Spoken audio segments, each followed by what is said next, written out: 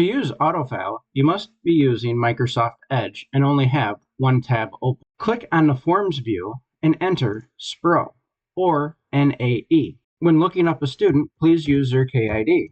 Once you have the student open, now open up AutoFile. Here, you will want to select the archive. For this demonstration, I'll be using admission. Here, we can either scan or we can drag and drop file. Once you select the file, more times than not, it will auto-populate.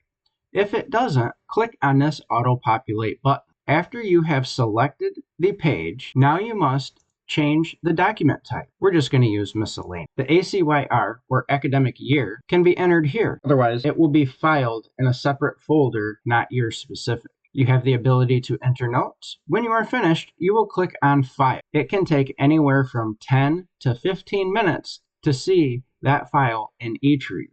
If you have any questions, give us a call at the help desk, 4148